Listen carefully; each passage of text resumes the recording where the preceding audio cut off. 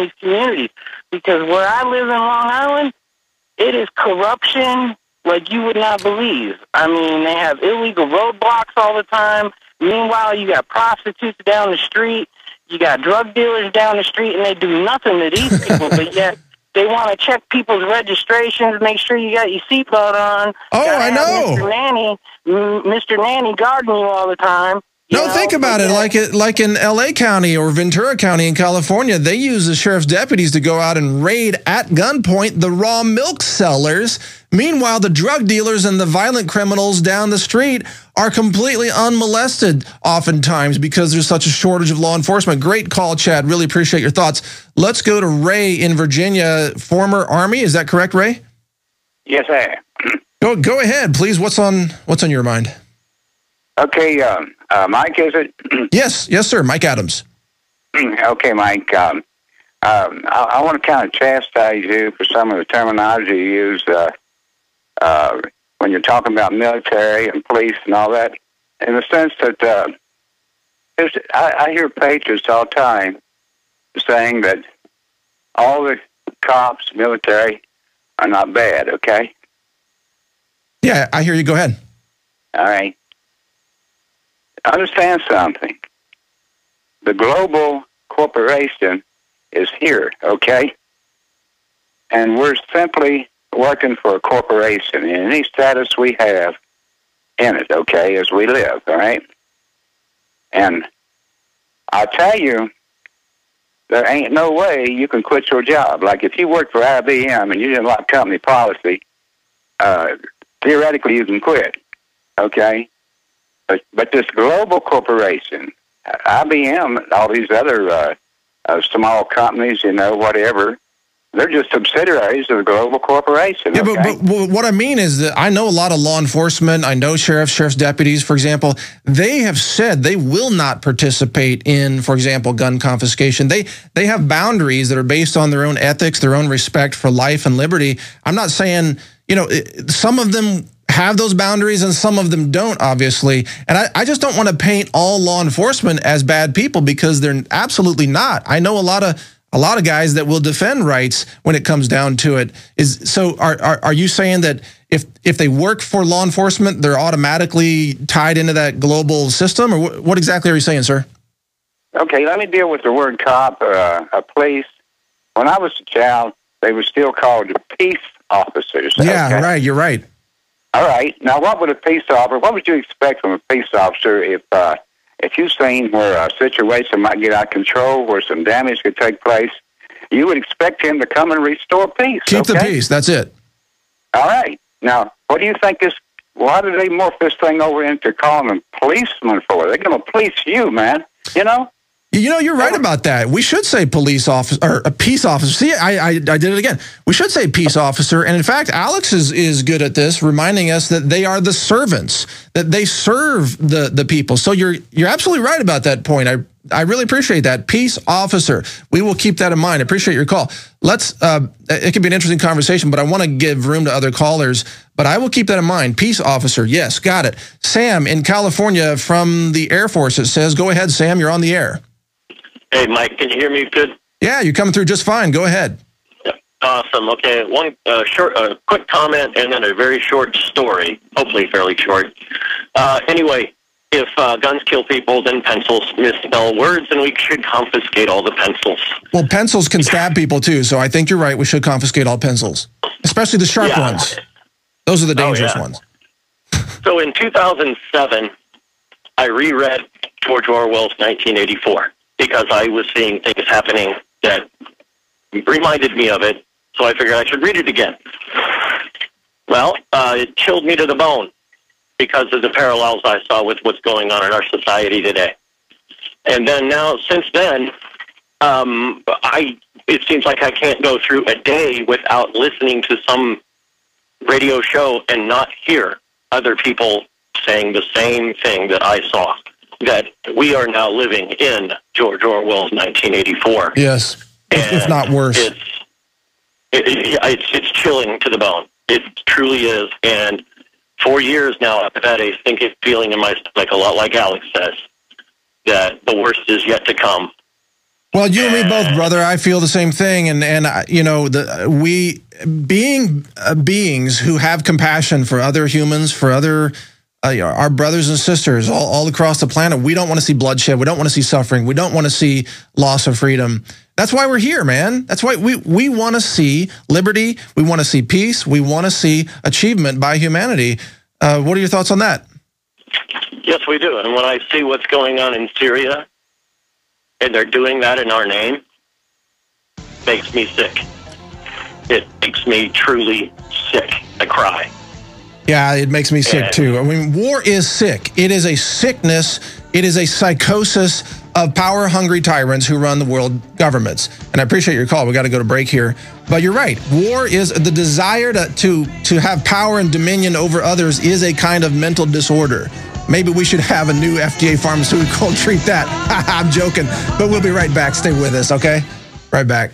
For more than 6 years. You know, I was really struck by the linguistic reminder of one of the previous callers. He's exactly right. We've got to be careful about what language we use, because that language goes right into your brain and becomes a kind of truth. Your brain interprets language and makes it real even when it's not real. And this is why we get phrases. I wrote down some notes during the break. This is why we get phrases. Oh, and by the way, if you're just joining us, this is the Alex Jones Show. This is Mike Adams filling in for Alex today. He'll be back tomorrow, by the way. But one of the phrases we often hear in the mainstream media is, of course, gun violence. This is a linguistic trick. It's trying to link guns with the word violence. But was there actually gun violence? Is there such a thing? Violence has to be an act with an intent, and a gun can't have any intent because it has no free will. So you don't see, for example, if there's a machete type of massacre somewhere in some other developing nation, you don't hear them come on the air and say, well, there was these people were victims of machete violence. Or if somebody gets stabbed with a knife, you don't hear on the news, oh, there's knife violence. You don't hear that. They only use that phrase for guns.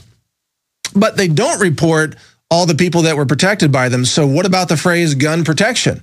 So instead of, what about, let's say, an elderly person, Mrs. Parkerson, whose the break-in to her house was prevented by a neighbor with a concealed carry permit, and Mrs. Parker was therefore a beneficiary of gun protection. You never hear that on the news. That's not news. They won't report that. Even though that happens maybe, who knows, hundreds of times more often than somebody actually becoming a, quote, victim of being shot by somebody with bad intent. So we got to watch these words. So gun violence is a brain trick. That phrase is a trick. And gun protection is actually far more common. Now, some other terms, of course, is a peace officer, like the caller mentioned. He's right about that. Instead of law enforcement, we should refer to them as peace officers. And also, instead of public officials or authorities, we should refer to people in the government as public servants. So you got that. These are the three phrases that I want to encourage us all to use, all of you listening out there who want to be informed and tell the truth using accurate language. We have gun protection when firearms are used in the protection of life and property, and that happens very often. We want to use the phrase peace officer to refer to cops, police, law enforcement, and so on, peace officer. And then we want to use the phrase public servants when we're talking about bureaucrats, authorities, enforcers of codes and things like that.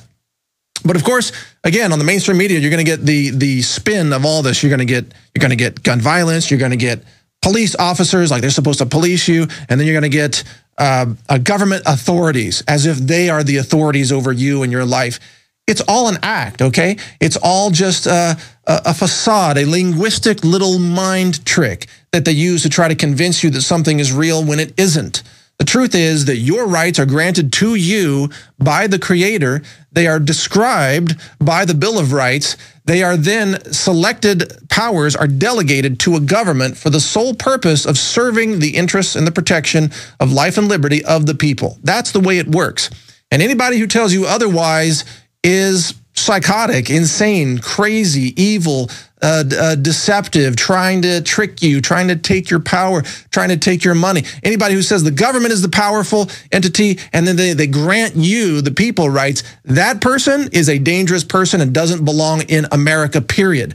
They should leave the country, go to some communist regime, go join North Korea for all I care. You can give up your guns, give up your free speech, give up your rights. You can go to North Korea and live in a country where the barbed wire keeps you in. And you can worship the latest version of Kim Jong-il, whoever that happens to be, generation after generation. Yeah, just bow down on the ground, lick their boots, and do your little fake cry for how much you love living under total tyranny. Otherwise, if you want to live in America, you should honor American rights and values and that sacred freedom and liberty that makes America great. And there's no more excuses for any of it. I'm tired of the linguistic mind games. I'm tired of the doublespeak from Obama and Romney the same. I'm tired of just the lies that keep coming out of Washington. It's just too much. I'm just sick of it. So let's tell the truth, and that's what we practice doing right here on Infowars.com. And of course, I'm happy to be here and be part of that. Now, coming up after the coming break, we've got a great truth teller, a whistleblower, a former employee of GlaxoSmithKline, the company that just pleaded guilty to criminal fraud and ended up paying a $3 billion fine. Yeah, billion to the U.S. government. Kind of wonder where that money goes, by the way. Who gets the $3 billion? Whose budget does that go into? They don't tell you that. But anyway, we're going to have an interview with him, Blair Hamrick, coming up right after this break. Lots of incredible details about the bribery of doctors and much more. It'll blow your mind. But don't go anywhere. We'll be right back. Stay with us. All right, we're continuing here on the Alex Jones Show. Mike Adams, the Health Ranger, filling in for Alex today. Thanks for continuing with us. We have a worldwide exclusive for national radio interview coming up for you right now. The interview is with Blair Hamrick. He is one of the two people, the other is Gregory Thorpe, who were former employees of GlaxoSmithKline. And Blair, in particular, was a drug rep. And as he began to see some, well, let's say not quite so above the board activities going on inside the company, he raised the alarm. And he ended up losing his job and has been out of work for many, many years. We'll talk about that. And ended up turning information over to the Department of Justice, which then reached a $3 billion settlement with GlaxoSmithKline. That was widely distributed or widely publicized in the last week or so. And it's the largest settlement in the history of Big Pharma. Now, Blair joins us now here on the Alex Jones Show to give us details about what he saw going on inside the company. This will give you a clue about the runaway criminality that exists today in what I call mafia medicine. And Blair Hamrick joins us by Skype video to give us the details. Blair, welcome to the Alex Jones Show. Hey, Mike, nice to be here. Thanks a lot for having me. You bet. It's great to have you on. Now, give us just a quick background for the many listeners across the country and around the world about your, how did you start out with Glaxo? I mean, what position did you have there? I started out with Glaxo as a sales rep, just a sales rep calling on primary care physicians. After a couple of years with the company, I was promoted to what was called a therapeutic area specialist. And what that is basically you call on specialists, more specifically neurologists, doctors who have